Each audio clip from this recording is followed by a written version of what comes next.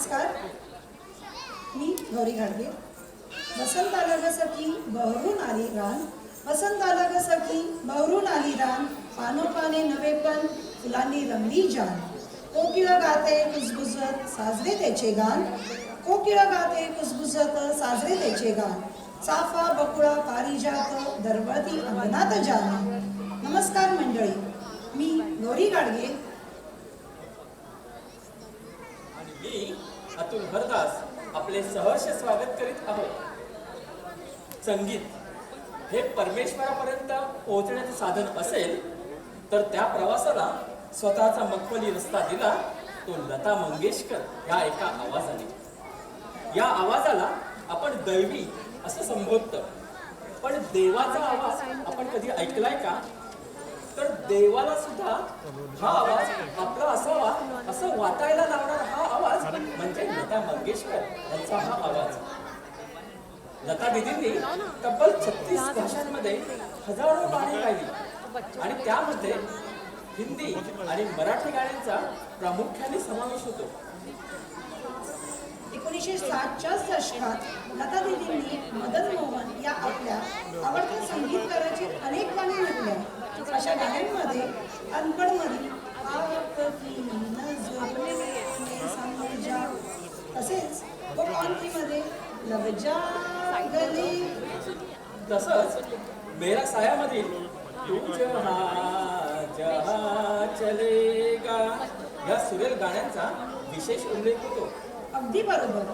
1960च्या दशकात लक्ष्मीकांत प्यारेलाल या नवोदित संगीतकार जोडीची जवळजवळ सर्व गाणी लता दीदींनी म्हटली.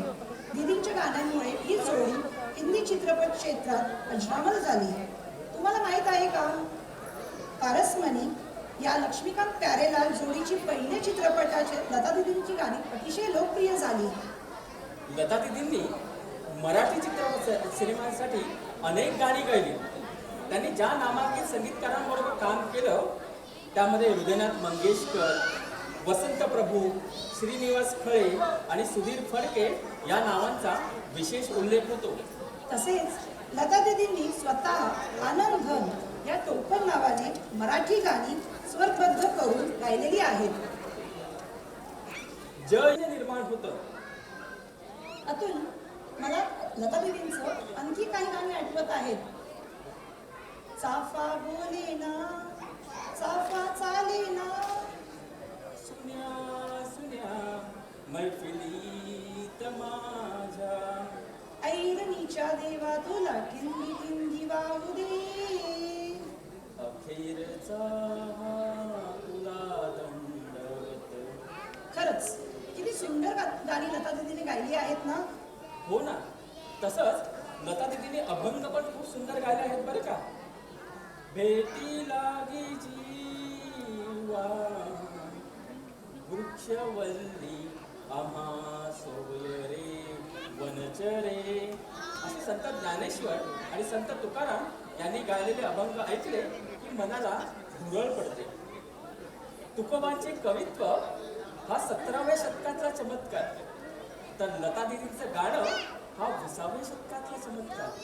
लता मंगेशकर यांनी 100हून अधिक राष्ट्रीय आणि आंतरराष्ट्रीय पुरस्कार व सन्मान मिळालेले आहेत. भारत सरकारकडून 1969 मध्ये लता दीदींना पद्मभूषण पुरस्कार सन्मानित करण्यात आले. लता मंगेशकर यांनी भारत आणि परदेशामध्ये अनेक मैफिली आयोजित केल्या. परदेशात त्यांची पहिली मैफल 1974 मध्ये रॉयल अल्बर्ट हॉल लंडन येथे झाली आणि ते मैफल आयोजित करणाऱ्या लता दीदी या पहिल्या भारतीय होत्या. आता असंच एक सादरीकरण पुढे घेऊन येत आहेत.